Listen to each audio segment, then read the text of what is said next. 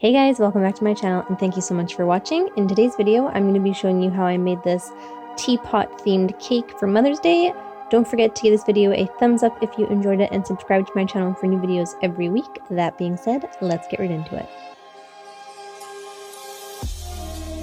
I baked off two 6-inch half ball cakes and I'm going to be cutting those in half.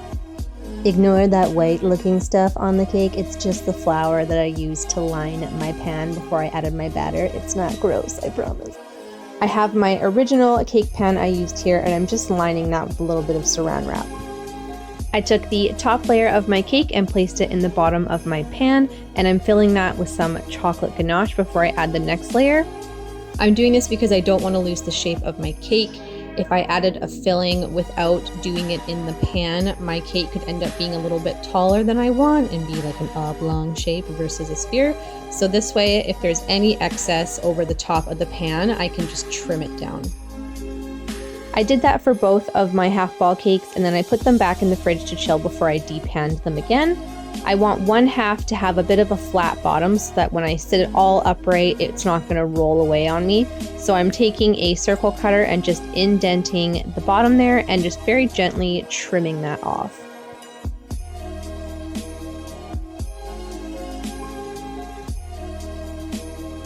I'm adding a smear of my ganache and then I made this teeny tiny little cake board the same size as my circle cutter and I'm placing that right on there. With more of my ganache, I'm going over the whole cake to lock in any of the crumbs. I'm making sure I'm bringing that right to the edge of my board, and then I'm going to wait till my ganache sets. When it's nice and firm, I'm going to grab another cake board and then flip it over.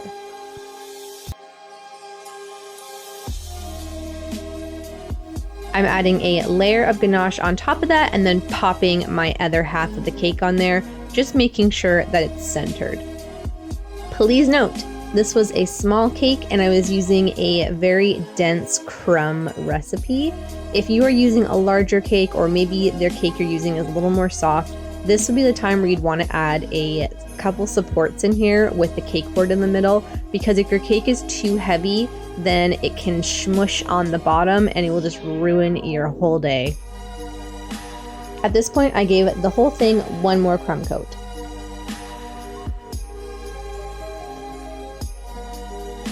When the crumb coat had set, I added another layer, and to help me get it really smooth, I'm using a piece of cardstock. You could also use a piece of acetate. This is just going to bend to the shape of the cake and allow me to get it as smooth as I possibly can.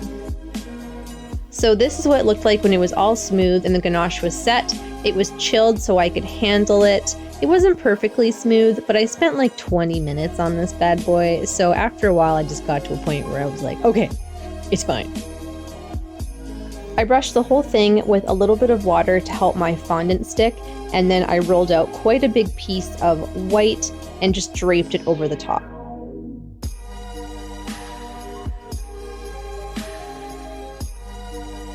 Round cakes can be a massive pain in the butt to cover in fondant, but it really helps if you have more fondant than you're going to need versus just using a small piece that would barely cover the cake. This just helps you minimize the pleats that form at the bottom. You will end up probably with a couple small pleats. I certainly did. It's totally fine. I knew it was going to be covered, so I wasn't stressing about it. I cut away some of the excess at the bottom and then balled a piece of that up and rubbed it in a little bit of cornstarch so I could use that to smooth the cake down. This just allows you to really form to the cake versus trying to use your flat smoother. And it also helped me push that fondant underneath the cake a little more. I cut away the rest of the excess with my pizza cutter and then kind of helped push that fondant underneath with the flat edge of my knife. I already have my bottom tier iced, covered in fondant, and with some supports in there. If you need to see how to get to this step, I will link those videos below. I'm popping my ball cake right on top and I've added a little bit of buttercream underneath there so it's going to hold in place. At this point, you could also put a center dowel through both of your cakes if you're nervous about it wobbling around. For me, this was fine. To make the lid portion of my teapot, I have a ball of fondant and I'm going to start pressing the edges of that down towards my work surface so they thin out a little bit while keeping the very center portion quite domed. I made the spout of my teapot. It kind of reminded me of like an elephant's trunk, the shape I was going for. And I tried to cut the base at an angle so it would fit with the roundness of the pot.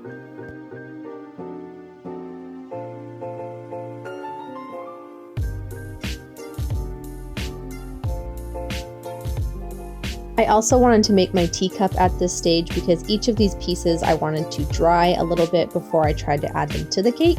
So I rolled out a thin piece of white fondant that I added a little bit of Tylose powder to. And I have a measuring cup here that was the vague shape of a cup.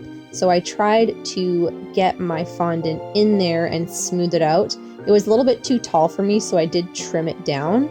And once it was in there, I just let it set before I tried to take it out. So it was completely hard. And I did line the inside of my measuring cup with a lot of cornstarch so the fondant wouldn't stick and it would just pop out when it was dried.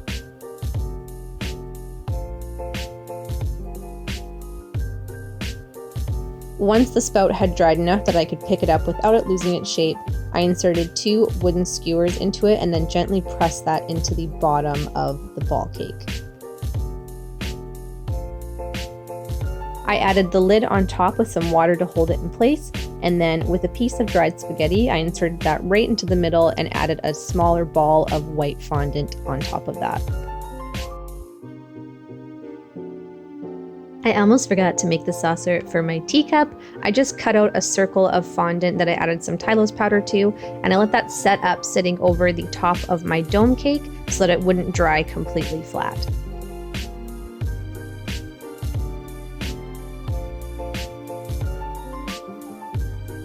To make the handle, I rolled out a long snaky of white fondant with one end tapered off, and then I curled it into this kind of C shape, and when I trimmed the bottom, again, I cut it at an angle so it would fit nicely against the cake once I added it. While it was still movable, I added a piece of spaghetti into the bottom, and then I placed that against my cake. I added a little bit of water to the top to help that stick, and then I put in a piece of paper towel and a couple pieces of plastic wrap just so that it held its shape while it dried.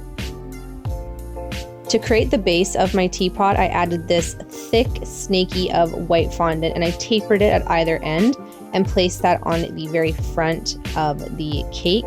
I used a knife to kind of lift the bottom of that a little bit so it was still stuck on the top, but because it's lifted at the bottom, it helps with the illusion that the cake is tipping over. I used my little knife and a balling tool to create that scalloped edge. Just having that knife underneath there helps keep the bottom nice and flat.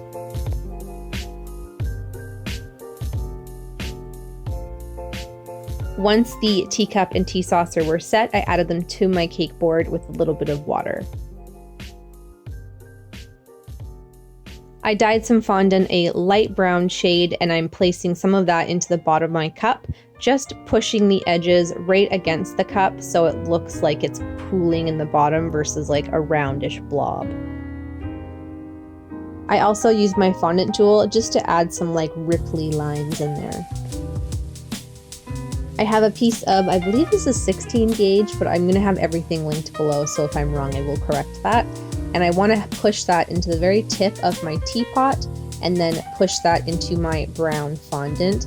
I don't want it to go straight up and down. You can see that I've given it like a slight arch. I'm adding more of that brown fondant over the entire piece of wire, trying to keep it a little thinner at the top and thicker at the bottom.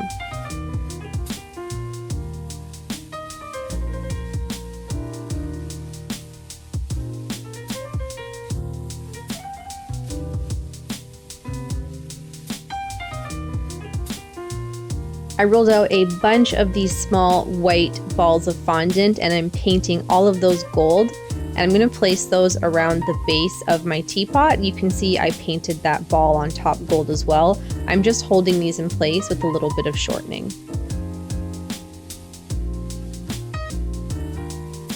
For my bottom tier, I mixed together some pink food coloring with a little bit of food grade alcohol, and I'm just gonna stipple some color on. Y'all know how much I like stippling on some color.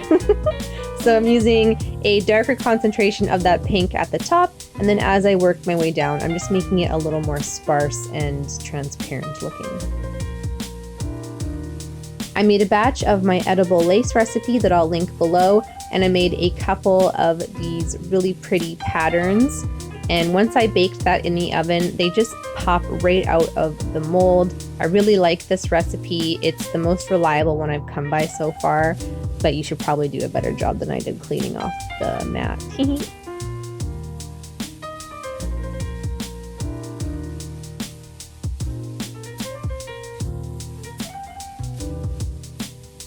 I rubbed some shortening all over the top of my cake and then placed my lace down. Just did the best job I could to join the seam so it wasn't super noticeable.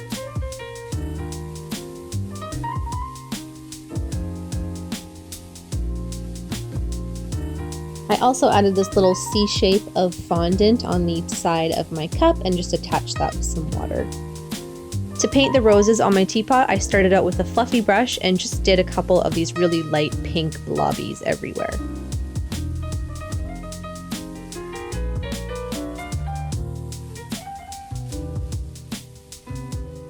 I went over those splotches with a slightly darker shade of pink, and then with a fine tip paintbrush, I started just adding these little swooshy U shapes all over the entire thing for the petal effect.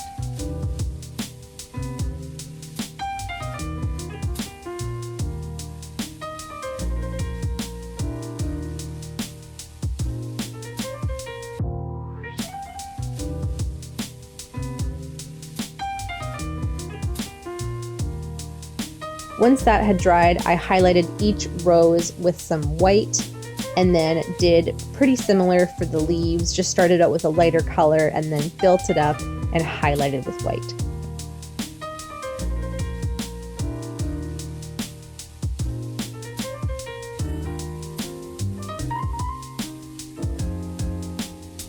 Using more of my gold, I decided to paint the base of my teapot as well, but you could keep it white if you prefer.